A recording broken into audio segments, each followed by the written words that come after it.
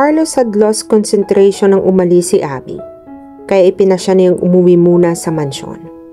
Napatiimbagan siya ng marat na nagbabasa ng newspaper ang ama sa living room. "I want to talk to you," pormal niyang sabi. "Later, iho," nakangiting sagot nito. "I want to tell you na may bisita ka sa You lied to me, Papa." Putol niya sasabihin nito. "What are you talking about?" Gulat na tanong ng kanyang ama. Hinawakan niyo ang kaso ni Rogelio. Nakatitiyak na sagot niya. "Marami kayong alam sa kaso nito, pero naduwag kayo at natakot sa pagbabanta ni Senator Eugenio na ipapatay kayo." "It's not true." Mahinang kaila nito at ibinalik sa newspaper ang mga mata. "It's true, Papa," giit niya. "Bakit inilihim niyo sa akin ang lahat? Dahil nahihiya kayong malaman ko na sa kabila ng pagiging magaling niyong abogado, ay naduwag pala kayo?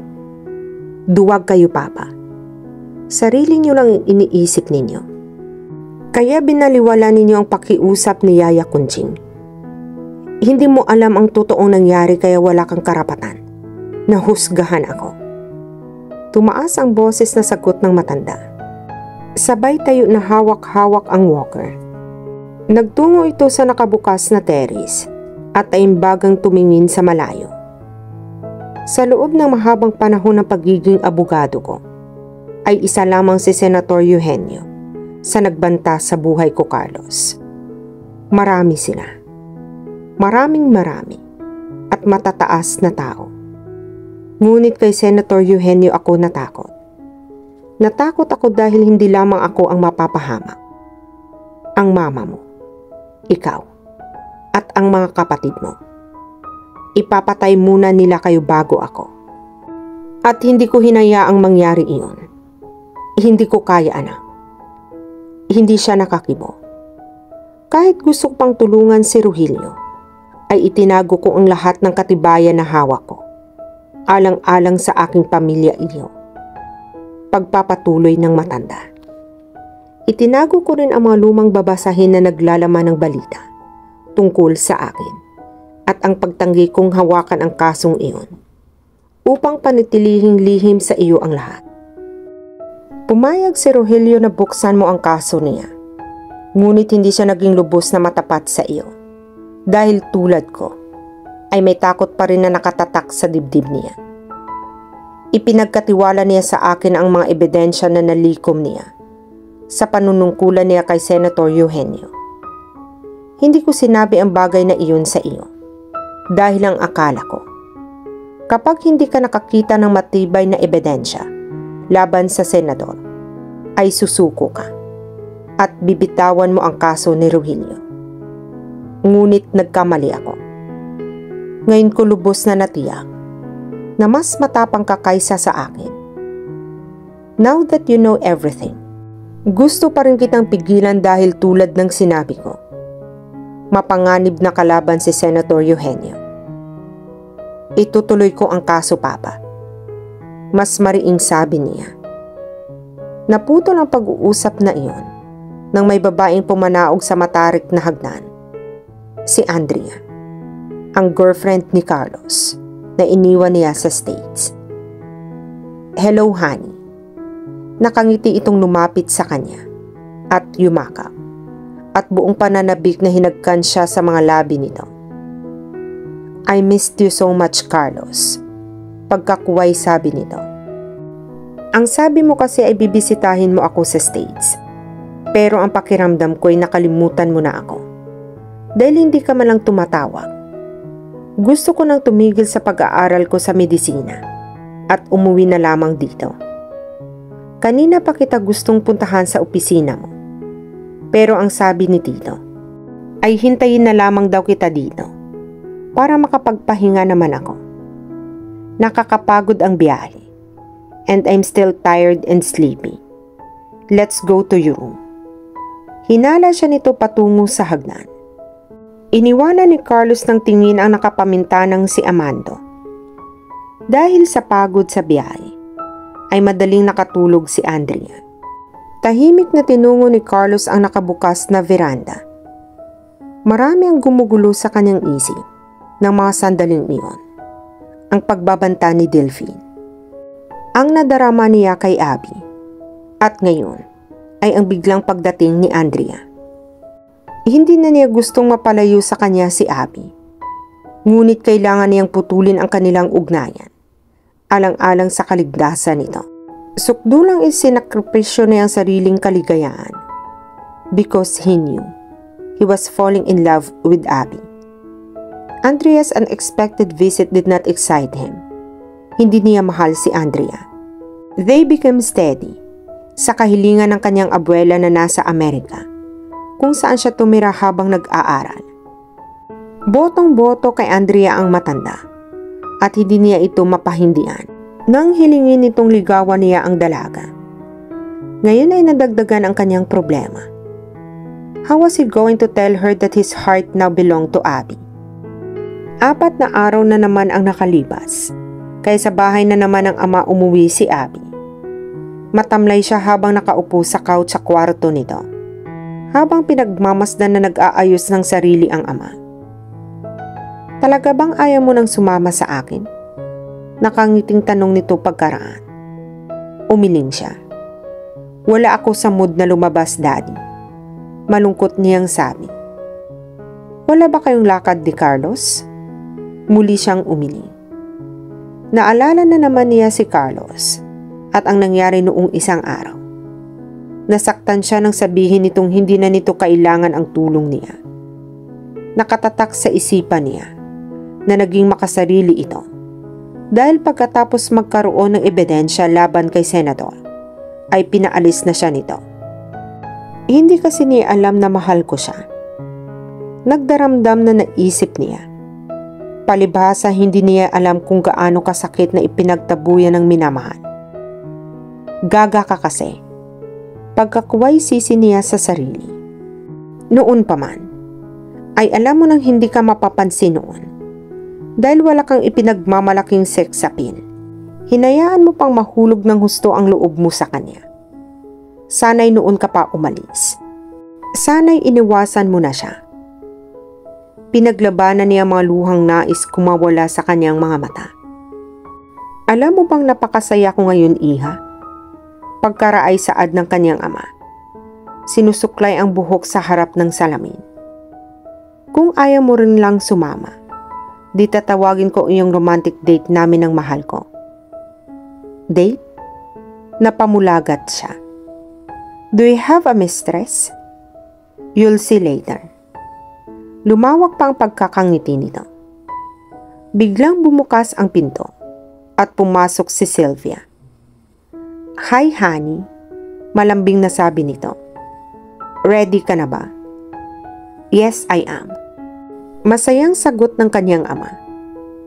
Nagyakap at naghalikan ang mga ito na tilang mga bagong kasal. Nagkabalikan na kayo? Hindi makapaniwalang tanong ni Abby. Yesterday lang, Iha. Sagot ng kanyang ama. Ito sana'y isang sorpresang sasabihin namin sa iyo. I'm so happy for both of you. Naluluhang napayakap siya sa mga ito. At naisip niyang ganito nga yata ang buhay. Kapag may pangit na nangyari, may kapalit namang maganda. Alam niyang bigo siya sa kanyang pag-ibig. Ngunit kapalit iyon ng pagkakabalikan ng kanyang mga magulang. Hindi pa rin mapakali si Carlos. He wanted to call Abby over the phone. Pero pinipigilan niya ang kanyang sarili. Makaraan ng ilang sandaling pag-iisip, ay minabuti niyang magbihis at bumalik na lamang sa opisina upang isaayos ang mga ebidensya na ibinigay ng kanyang ama. Ang mga evidences na itinago nito sa loob ng mahabang panahon. Naalala niyang bukas na nga pala ang susunod na hearing nila at may maipapakita na siya sa korte. Where are you going? Tanong ni Andrea nang makita siyang nagbibihis.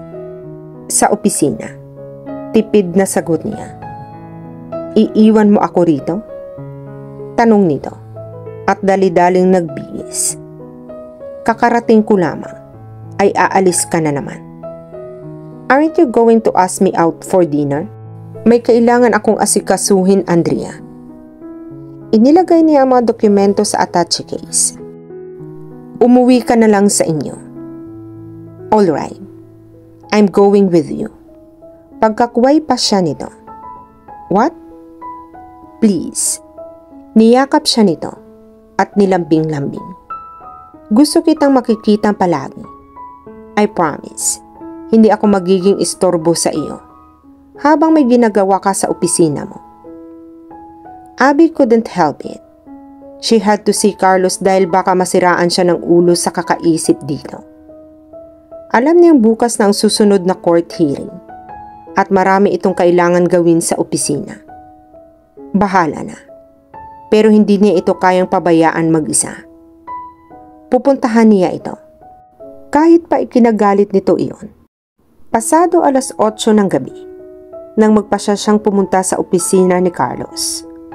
Itinigil niya ang sasakyan sa malayo upang hindi nito marinig ang ugong ng kanyang kotse. Nilakad na lamang niya ang opisina.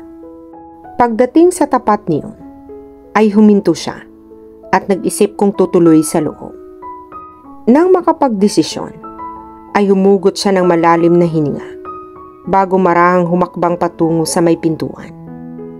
Hindi niya kayang pigilan ang pananabik na makita ang binata. Ginamit niya ang sariling susi na hindi pa naibabalik kay Carlos upang buksan ang pinto ng opisina. The door opened and she was surprised to see a beautiful woman sitting on her chair. Hindi iyon naging dahilan upang hindi siya tumuloy sa loob. So this is it.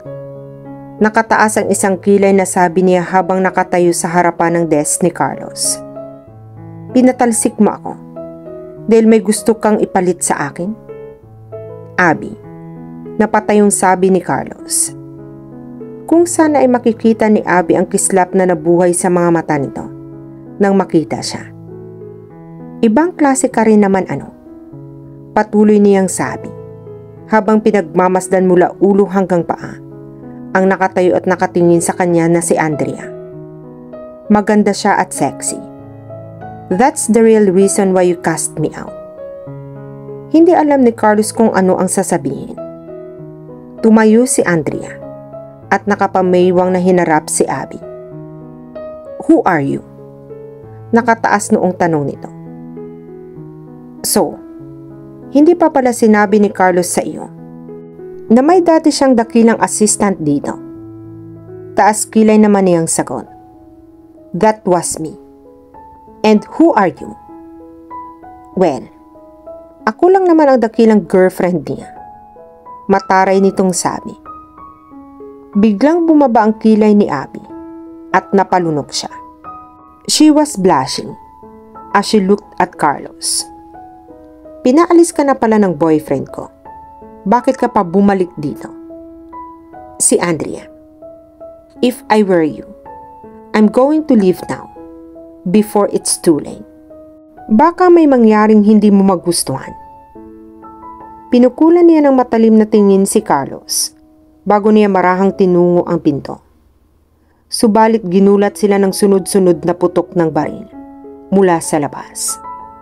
Maagap na binitbit ni Carlos ang attache case na naglalaman ng baril nito.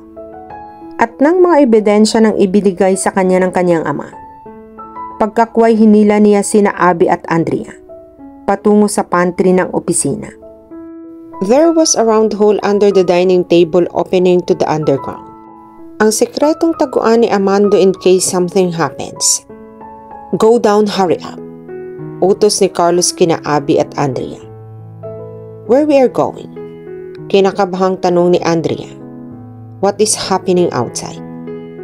Bilisan niyo. Nagtataka man, ay walang nagawa si Andrea kundi ang sumunod kay Abby, pababa sa hagdan. Pagkatapos bumaba ng dalawang babae, ay sumunod si Carlos. Matapos takpan ang butas. Ang takip ay vinyl, kaya hindi halatang may sekretong daan dito patungo sa ibaba. At dito na po nagtatapos ang part 9 ng ating kwento. Sabay-sabay po nating abangan ang susunod na kabanata. Be good, be safe, and God bless po everyone.